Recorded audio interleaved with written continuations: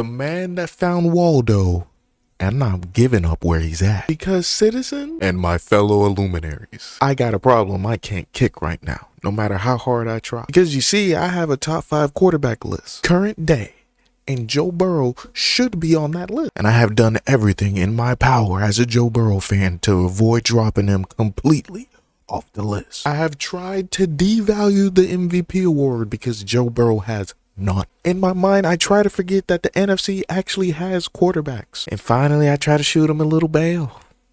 The man gets injured, and we shouldn't rank him at all. I made a whole video about it. Unfortunately, the more I do videos, the more my mind changes, so I changed my mind. For this list, I do take in their whole career, but it's for the sake of patterns, and last season will have the biggest impact on their ranking. Because if Baker Mayfield, Sam Darnold, and Geno Smith taught us anything, in the NFL, quarterback is a year-by-year proposition. In this league, you're MVP 1 minute and then washed the next season.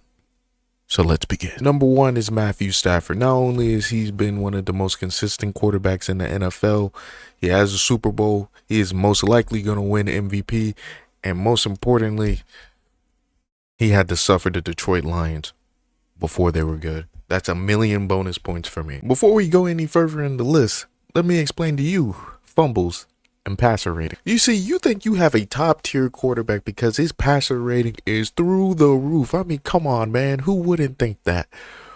But think about this, guys. Every time your quarterback puts you in a 3rd and 30 because he wanted to be Superman and take a 20-yard sack, or he's over here coughing up the ball because he's doing pirouettes in the background, this does not count towards their passer rating at all. So you may have a quarterback that's selfish and stupid, but it doesn't count. He's still a good passer, right? Makes no sense.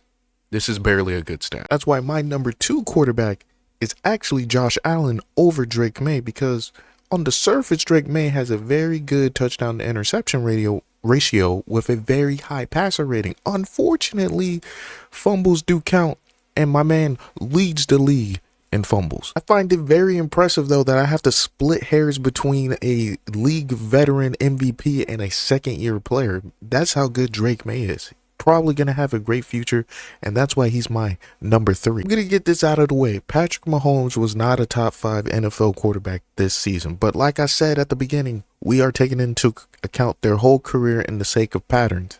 And his pattern is he's a very outstanding quarterback. So we're going to give him the benefit of the doubt and rank him number 4 over such deserving guys like Dak Prescott, who's played phenomenal this season, Jared Goff, who also played very well this season. But we have to give it to Mahomes in this case. Before we get to the last guy on the list, I'd love to go over some honorable mentions like the one-pass wonder and the comeback king, Caleb Williams, the young king. There's Trevor Lawrence, who had an incredible bounce-back season, very awesome. Justin Herbert fighting through a terrible O-line. Awesome to see, but there can only be one more spot on the list. And we can't forget about all the old-timers that came back this year.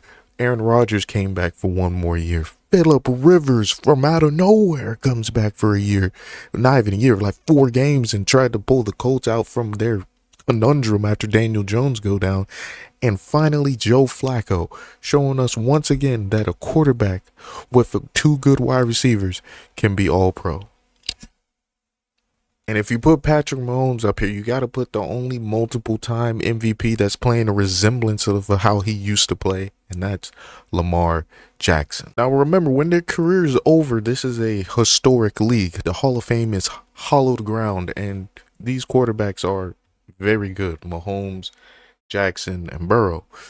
The problem is they had such a bad season this year. It would be irresponsible for me not to put people who have played actual good seasons ahead of them while they're still playing. I see you next time when we go over the quarterbacks with the top 5 biggest drop-off from last season.